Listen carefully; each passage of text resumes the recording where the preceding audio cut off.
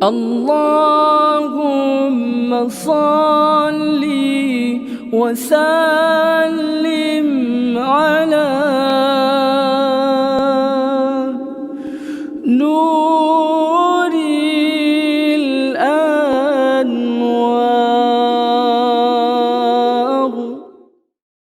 رب اشرح لي صدري ويسر لي أمري واحلل عقدة من لساني يفقه قولي.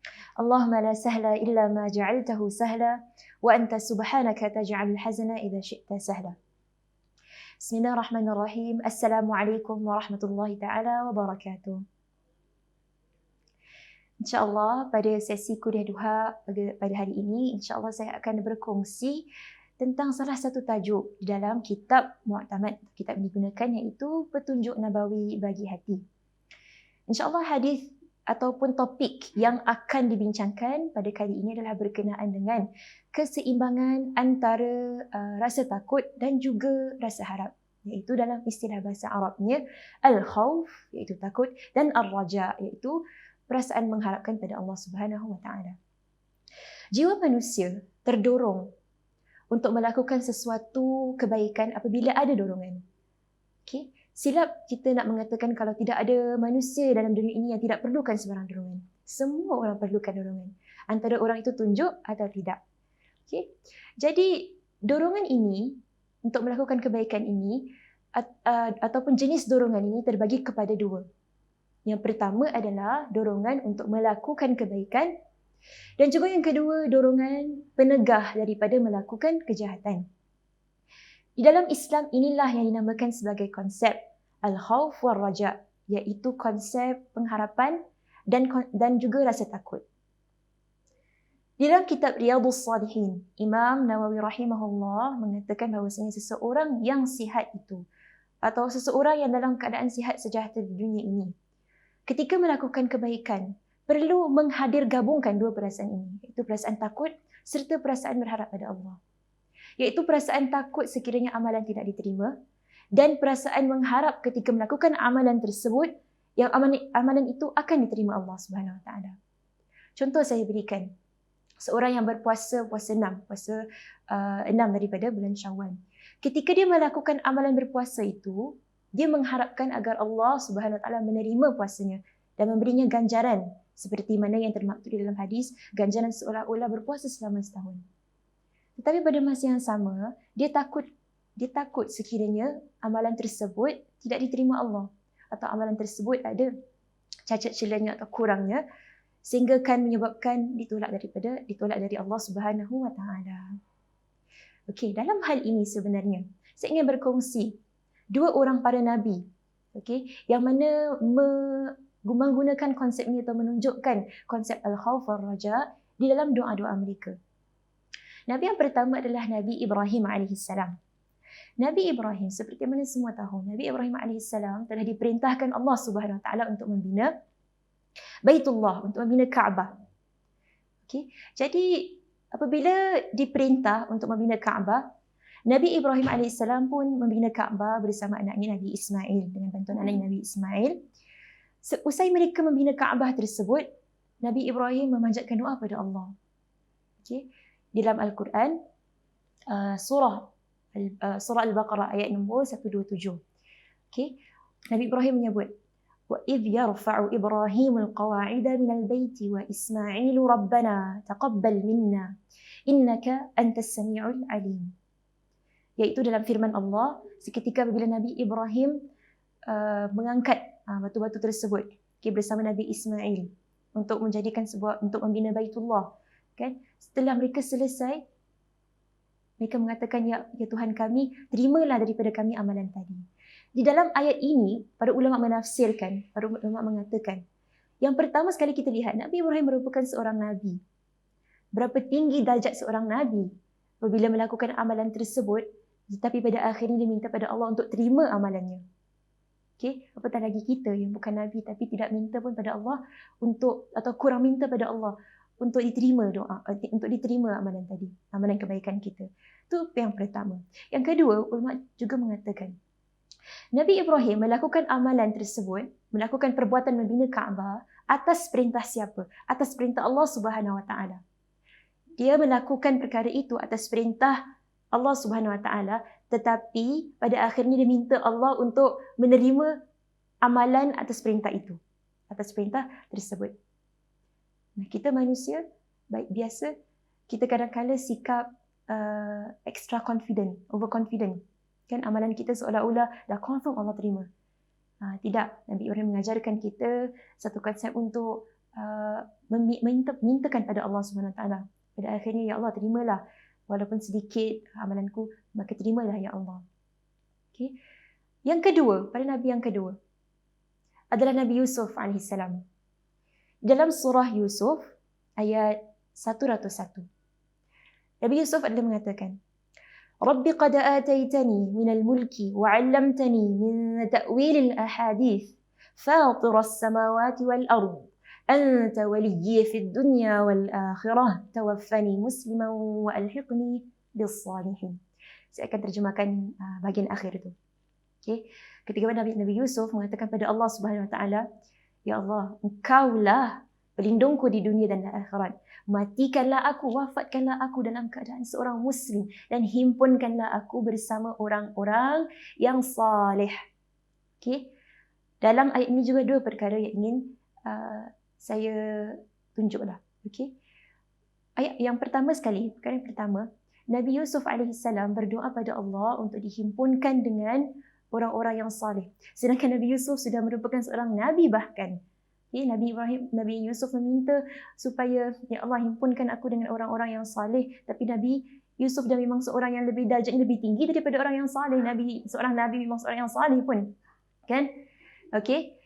Itu yang pertama. Yang kedua, apabila Nabi Yusuf berdoa pada Allah Subhanahu Wa Taala untuk dihimpunkan ataupun untuk diwafatkan dalam keadaan seorang Muslim. Kita tanya pada diri kita sendiri, berapa banyak kalilah bila kita doa pada Allah, kita doa untuk dimasukkan syurga, untuk dianugerahkan syurga Allah, Jannatul Firdaus, lebih banyak daripada doa kita untuk dimatikan sebagai seorang Muslim terlebih dahulu. Nabi Yusuf mengajar kita satu poin yang penting, kan? Untuk kita berdoa pada Allah, ya Allah, jadikanlah aku seorang yang Muslim sepanjangnya, beriman sepanjangnya, beramal sepanjangnya hingga saat kematianku aku masih seorang Muslim, seorang beriman padamu. Sebelum kita doa untuk masuk syurga terlebih dahulu. Kadang-kala, para penonton sekalian, kadang-kala kita tak kala melakukan amalan, kita barangkali lupa. Amalan-amalan kita pun kadang-kala ada cacat celanya. Amalan-amalan kita pun kadang-kala ada sifat atau penyakit riaknya, penyakit ujubnya. Ada sebuah hadis yang sangat panjang. Hadis itu menyebut, antara lain dia menyebut bagaimana sekiranya seseorang itu dah melakukan banyak sangat amalan-amalan yang baik, yang sudah dinampakkan cahaya kebaikannya, bila dia angkat tak lepas langit pertama, dicampakkan semula amalan itu kepada hamba tersebut, seolah-olah tidak melakukan amalan pun. Allah tak terima. Sebab apa?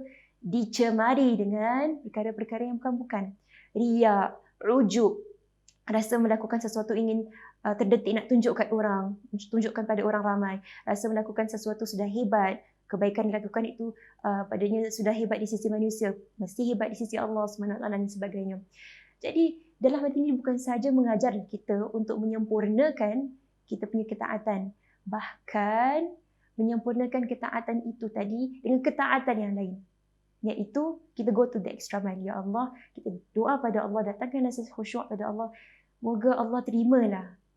Iaitu ibadah yang kedua tadi adalah untuk berdoa, moga Allah terima amalan baik kita. Okay. Jadi mungkin ingin saya kongsi sedikit berkenaan dengan rasa takut. Dalam kitab ini dia juga menyebut bila kita kata tentang takut, macam mana tu takut? Okeylah, saya tanyakan. Perasaan takut ni dia mesti akan timbul, akan ada apabila seseorang itu mempunyai ilmu latar belakang tentang sesuatu. Apabila seseorang itu mempunyai pengalaman tentang sesuatu. Apabila seseorang itu mengetahui tentang sesuatu, baru timbul rasa takut. Dia tak ada macam ni. Contohnya ada orang kata, takut lah. Kan, mak takut lah. So kita tanya dia, kenapa takut? Tak tahu kenapa takut. Tu bukan takut. itu dia salah pakai word tu, salah pakai perkataan kan, takut sebenarnya dia bimbang ataupun risau dan sebagainya. Okay, sebab kalau nak rasa takut, dia mesti ada sebab kenapa dia rasa takut. Okay, contoh lain lah. Contoh lain, seorang itu kita katakan padanya, tempat ni kan ada sesuatu tau, rasa kurang selesa sikit, hati-hatilah. Jadi bila orang tersebut dapat gambaran hati-hati, dia pasti akan rasa takut. Dia akan rasa bila sampai tempat tu, dia ada latar belakang, ada orang beritahu dia, mesti hati-hati tempat tu, ada sesuatu yang tak kena ke dan sebagainya. Jadi bila timbul rasa takut tu wajar. Okay? Tapi subhanallah, bila Allah ciptakan rasa takut tu, ada sebabnya. Supaya kita rasa takut pada dia. Supaya kita rasa takut, rasa agungkan Allah Subhanahu Wa Taala. Bila kita kata nak rasa takut pada Allah, bagaimana nak hadirkan perasaan takut itu? Nak hadirkan perasaan takut ni dengan banyakkan ilmu kita pada Allah. Banyakkan membaca Al-Quran bila ada ayat-ayat tentang ancaman, ayat-ayat berbaur keburukan neraka, tentang amalan-amalan yang buruk yang pasti akan dapat balasannya dan sebagainya. Contoh dalam surah Furqan, kita baca surah Al-Furqan. Kemudian kita baca, kemudian kita terlintas pada ayat innaha sa'at mustaqarran wa muqama. Itu neraka Jahannam itu adalah tempat seburuk-buruk tempat penetapan. Kemudian kita takut, kita kuatiri. Kita dengar Asmaul Husna.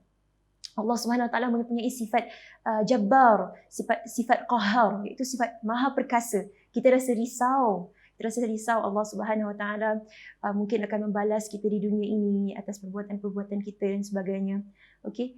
Ini belum masuk lagi pada the main rasa takut kita, iaitu bila kita rasa takut pada kematian. Kan? Bila kita dengar tentang kematian, bila kita datang sedia hadiri pengebumian tersebut atau melawat rumah si fulan yang meninggal dunia, kita automatically akan rasa takut. Kan? Di sini ada sebuah hadis tentang sahabat Uthman bin Affan radhiyallahu anhu. Kan? Uthman bin Affan radhiyallahu anhu, beliau menangis di kubur hingga kan basah janggutnya. Bila ditanya oleh seseorang yang lalu di tempat itu, dia tanya, kenapa Uthman bin Affan? Kenapa engkau menangis tatkala engkau berada di sini di kubur, tapi engkau tidak menangis apabila kau teringat syurga akan neraka? Kata Uthman bin Affan, aku menangis sebab ni kubur ni adalah tempat pertama yang akan aku lalui dahulu sebelum syurga neraka. Maknanya sekiranya baiklah syurga. Sekiranya baik, iaitu baik pada kubur itu, maka insya-Allah keadaan yang akan berlaku pada selanjutnya baiklah. Kita gembira. Sekiranya buruk, maka buruklah. Kan? Kita selalu takut bila kita terfikir tentang kematian. Saya berikan lagi satu contoh. Yang mana contoh ini juga memang terdapat di dalam ataupun diguna pakai. Okey, contoh ini termaktub di dalam kitab Petunjuk Nabawi bagi Hati ini sendiri. Okey. Sufyan bin Uyainah radhiyallahu anhu berkata, tidak terdapat ayat yang lebih berat, ayat dalam Quran yang lebih berat baginya lebih daripada ayat ini. Okay, dengarkan baik-baik. Qala Allah Ta'ala, firman Allah Subhanahu Wa Ta'ala, "Lastum 'ala syai'in hatta tuqimut Taurata wal Injila wa ma unzila ilaikum min rabbikum." Iaitu, kamu tidak dipandang beragama sedikit pun sehingga kamu menegakkan ajaran Taurat, ajaran Injil dan Al-Quran yang diturunkan kepadamu dari Tuhan. Surah Al-Ma'idah ayat 68. Dalam ayat ini, kenapa agaknya Sufyan bin Uyainah rasa takut? Bila kita baca, kita akan terasa ni mungkin ayat biasalah. Mungkinlah ayat hukum ke, ayat akidah ke. Bagi Sufyan, ini ayat paling berat bagi dia, bagi beliau. Kamu tidak dipandang beragama sedikit pun. Maksudnya apa? Kamu tidak dipandang melakukan sebarang kebaikan pun. Kamu tidak dianggap sebagai seorang yang berbuat baik pun. Kamu tidak dianggap sebagai seorang yang mempunyai nilai maruah agama di sisi Allah Subhanahu Wa Taala, melainkan kamu benar-benar menegakkan perintah Allah. Kamu benar-benar menyempurnakan ajaran Allah Subhanahu Wa Taala. Iaitu, bila kita lakukan sesuatu tu, kenalah sempurna. Kenalah bila kita lakukan sesuatu dengan itqan, dengan betul-betul. Okay, sebab tu banyak sangat hadis. Sebenarnya Nabi SAW suka menegur para sahabat apabila melakukan sesuatu amalan itu, mesti baik-baik, mesti betul-betul. Antara lain, kita pernah dengarkan hadis baginda tatkala beliau menegur seorang lelaki yang salatnya tergesa-gesa. Kata Nabi, irji' fasalli fa innaka lam tusalli. Pulang semula, undur diri. Pergi solat balik. Sesungguhnya engkau tak solat. Macam, kenapa tak solat? Aku dah buat pun perbuatan tersebut. Kan? Tapi Nabi kata, tak. Seolah kau tak buat, kau tergesa-gesa sangat. Ini tak sempurna perbuatan kamu itu. Okey? Dan satu mungkin fun fact lah, saya nak ceritakan. Satu fun fact tentang perasaan takut ni, sedar tak kita? Bila kita takut, sepatutnya seseorang tu, kalau contohnya lah, saya takut nak buat kuliah duha ni. Taklah. Saya nervous lah buat kuliah duha. Okay, tak. Itu bukan takut. Saya takut pada exam. Takut pada exam. Sebab apa? Sebab macam mungkin risau, khawatir kan pada exam tersebut. Atau takut pada binatang buas.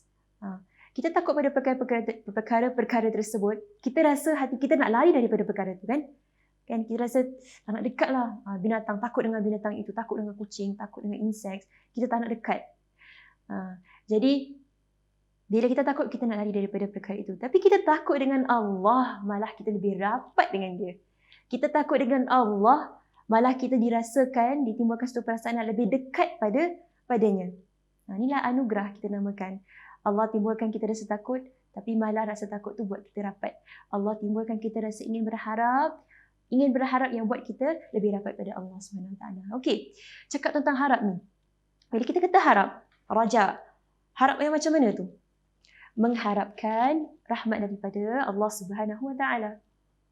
Rahmat Allah Subhanahu Wa Taala sebenarnya sangat luas. Rahmat Allah adalah sesuatu yang tidak boleh dijangkau oleh akal. Akal kita, bila kita nak bayangkan macam mana rahmat Allah, sukar sangat. Sebab apa? Banyak sangat rahmat Allah pada ciptaannya.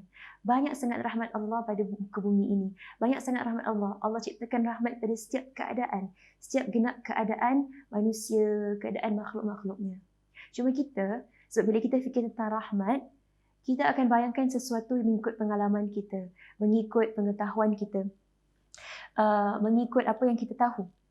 Okey, apa yang di dalam lingkungan fikiran kita. Okey, contoh saya berikan. Ingat lagi tak hadis Nabi SAW? Hadis mengisahkan, hadis yang berkisar tentang seorang lelaki pada zaman dahulu, yang mana lelaki ni macam kira panas baran lah. Bunuh-bunuh orang, tak pernah melakukan kebaikan. Sehingga dia bunuh seramai 99 orang. Okay, 99 people dia bunuh. Jadi bila dia bunuh ni, dia rasa satu hari terdetik lah dia nak bertaubat, nak insaf. Maka dia pun berjumpa dengan seorang pendeta. Jadi pendeta kata, tak, taubatmu tidak diterima Allah. Maka lagilah dia marah, malah dibunuhlah pendeta tersebut. Tak mungkin rahmat Allah sampai padamu kan. Jadi dia rasa marah. Jadi dia rasa marah dan dia terus bunuh pendeta tersebut. Jalan lagi mencari tokoh yang lain lah. Para ilmuwan yang lain. Bertemu dengan seorang alim. Okay. Bertemu dengan seorang alim. Jadi alim ni mengatakan, Alhamdulillah, alim ni mengatakan, Allah SWT akan terima taubatmu. Tidak ada pemisah antara kamu dengan taubat, insyaAllah. Jadi dia rasa terbuka hati. Nah, walaupun dia dah bunuh, kirakan dah plus pendeta tadi dah 100 orang, dia rasa terbuka hati. Dia pun meneruskan perjalanannya. Tadi pendeta tadi mengatakan untuk dia terus mencari satu kampung lah, sebuah kampung yang dipenuhi dengan yang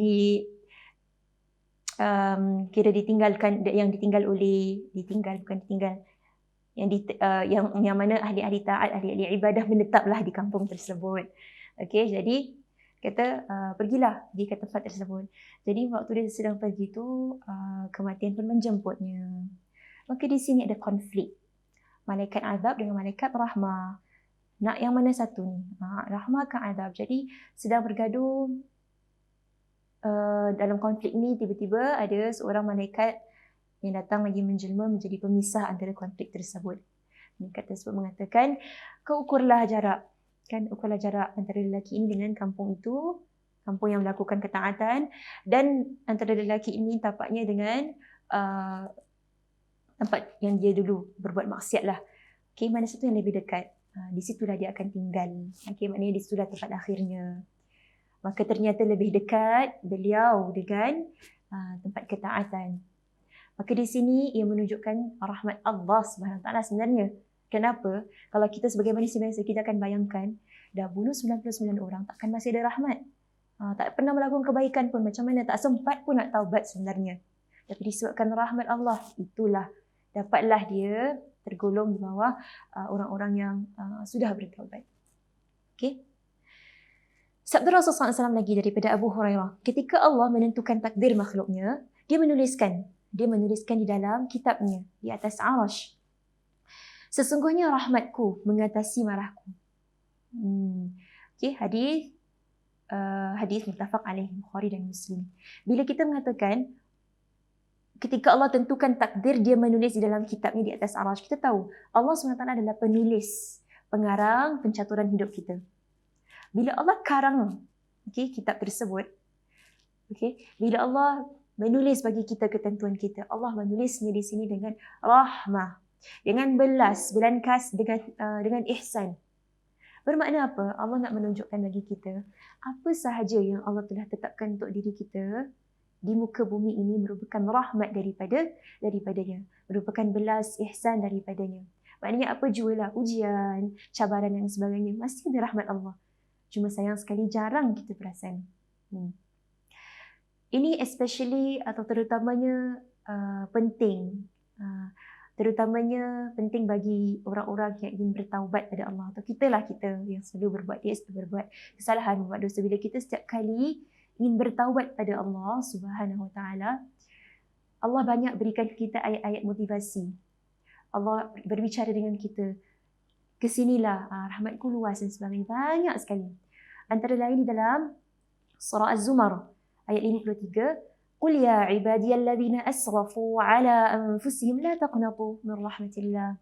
Kan Allah kata, wahai hamba-hambaku, katakanlah wahai hamba-hambaku yang telah melampaui batas, melakukan kesalahan lah, berbuat zalim ke atas dirinya, janganlah berputus asa daripada rahmat Allah. Antara lain juga terdapat dalam surah Yusuf, di mana Allah Ta'ala menyebut la tayasu, dalam firman-Nya, la tayasu min rauhillah, janganlah engkau berputus asalah daripada rahmat Allah. Maka ini adalah satu bentuk pengharapan. Ianya adalah satu bentuk pengharapan bagi kita untuk Allah SWT. Raja, kan tadi kita katakan topik kita kali ini adalah kita berbicara tentang raja, pengharapan. Jadi bila kita mengharapkan pada Allah, tidak ada unsur takut. Maknanya takutlah Allah tak terima, takutlah Allah rasa Allah tak nak terima kita punya taubat sebab banyak sangat kesalahan yang kita dah lakukan dan sebagainya. Tak, dalam hal ini, dalam hal orang-orang yang ingin bertaubat pada Allah, sebaiknya dia lebihkan pengharapan. Dan sempurnakanlah sebaik mungkin taubatnya. Maka macam mana kita nak tahu bila kita melakukan sesuatu itu, kita tahu kita nak kena taubat, kita nak kena raja, nak kena lebih berharap ataupun lebih takut. Diri kita sendirilah. Tepuk dada, tanyalah diri kita, engkau ni sebenarnya perlukan obat yang mana? Engkau perlukan obat nak harapkan pada Allah lebih ataupun rasa takut? Okey, bicara tentang rasa takut ni juga, tadi kan sebenarnya saya dah bicara tentang takut, harapkan. Okey, mungkin nak tambahan sedikit lah. Bila seseorang itu menjelang kematiannya, question, adakah dia sepatutnya tinggikan rasa harap atau rasa takut? Saya rasa logiknya adalah rasa harap, kan? Rasa harap pada Allah SWT. Betul. Ada sebuah hadis Nabi SAW. La yamutanna ahadukum illa huwa yuhsinu dhanna billah. Tidaklah salah seorang dari kamu mati, melainkan kamu dalam keadaan bersangka baik pada Allah Subhanahu Wa Taala. Jadi digalakkan kita untuk bersangka baik. Cuma ingin saya katakan, hal ini hanya wajar sekiranya harapan tersebut tidak bermula dari zero, tidak bermula dari kosong. Maksudnya apa? Bila hamba itu berharap yang baik, bersangka baik pada Allah menjelang kematiannya, bermakna dia tahulah before dia sudah pernah melakukan sebanyak kebaikan. Maknanya hadis ini ingin menggesa kita sebenarnya untuk banyak-banyaklah melakukan kebaikan, banyaklah melakukan ketaatan pada Allah, apa yang Allah larang janganlah dekati dan sebagainya. Pada akhirnya kau haraplah yang terbaik. Macam tu. Kau haraplah yang terbaik, insya-Allah Allah terima. Tinggikan harapan pada Allah Subhanahu wa taala. Jadi dalam kita rasa harap dan takut, rasanya perasaan ini haruslah seimbang. Janganlah terlalu takut, terlampau takut sehingga kan takut ni menyebabkan kita rasa putus asa, rasa tak ada semangat nak buat sebab terlalu takut. Takut sangat Allah tak terima. Takut sangat apa yang kita buat ni Allah akan Allah akan memandang kejahatan saja, kebaikannya tidak ada dan sebagainya. Mestilah seimbanglah. Okay, begitu juga perasaan harap. Jangan terlampau rasa harap sampai yang kita rasa kita boleh tangguhkan taubat kita. Nauzubillah. Sampai yang kita rasa kita boleh tangguhkan untuk berbuat kebaikan. Sampai kita rasa tak apalah Allah, kita buatlah kejahatan macam mana pun tetap ada rahmat Allah. Salah kalau pemikiran seperti itu. Allah tak kata seperti itu. Allah kata suruh seimbangkan. Allah suruh kita seimbangkan antara rasa takut dan juga rasa harap. Tak bolehlah rasa harap sehingga kan rasakan tak perlu lagi melakukan amalan. Itu bukan ciri-ciri seorang mukmin, seorang Muslim. Okey. Sebab ada juga ayat yang kita bacakan daripada surah Kahfi. A'udzubillahi minasyaitonir rajim. Alladzina dhalla sa'yuhum fil hayatid dunya wa hum yahsabuna annahum yuhsinuna sun'a. Yang mana iaitu orang-orang sia-sia perbuatannya dalam kehidupan dunia. Sedangkan mereka mengira mereka telah berbuat sebaik mungkin. Tak bolehlah. Okey. Jadi dalam semua ibadah kita harus tahu kadar seimbang itu satu perkara yang kita saja dapat tahu macam mana nak seimbangkan yang khauf ataupun yang raja.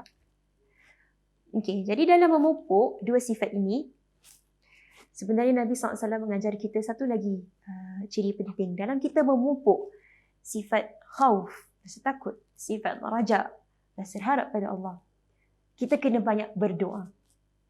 Berdoalah pada Allah untuk dihadirkan rasa harap padanya pada setiap waktu.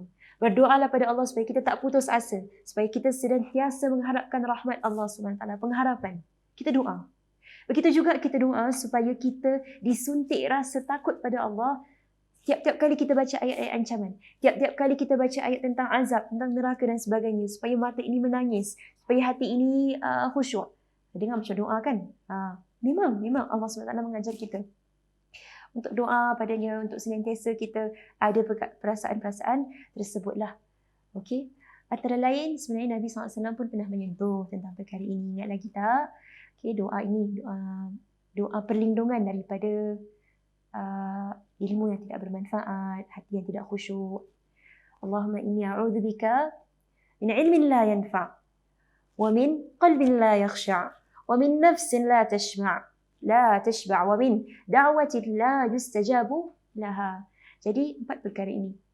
Mintalah agar Allah SWT melindungi kita daripada ilmu yang tidak bermanfaat. Mintalah daripada Allah SWT melindungi kita daripada rasa hati yang tidak khusyuk, hati yang tak takut pada Allah, buat benda pun, buat ketaatan pun dalam kelalaian. Okay? Dan daripada nafsu yang tak pernah rasa puas. Nafsu perlu dididik. Okay, jadi minta perlindungan daripada tersebut. Dan daripada doa yang tidak dimustajabkan. Alhamdulillah, mudah-mudahan Allah mengabulkanlah setiap hajat-hajat dan permohonan kita. Okay. Jadi di sini terutamanya dalam cabaran masa kini yang kita hadapi, banyakkanlah mengharap pada Allah Subhanahu Wa Taala. Janganlah putus asa dengan rahmat-Nya. Ingat apa juga perkara yang Allah lakarkan untuk kita adalah untuk kita. Dalam zaman sekarang ni dan pada hari ini, dunia sakit dengan penyakit ini. Kan kita ada ujian. Kita ada macam-macam ujian pada hari ini. Jadi kita doa pada Allah, banyakkan pengharapan, sekaligus kita beristighfar. Banyakkan juga beristighfar pada Allah Subhanahu Wa Taala. Moga segala amalan kita diterima dan moga kita senantiasa mengingati Allah Maha Perkasa dan Maha Berkuasa di muka bumi ini. Okay. Sekian insya-Allah, moga kita bertemu lagi pada sesi yang akan datang. Yang baik itu daripada Allah Subhanahu Wa Taala semata-mata dan yang buruk datang daripada kekurangan diri saya sendiri. Wabillahi taufiq wal hidayah. Wassalamualaikum warahmatullahi taala wabarakatuh.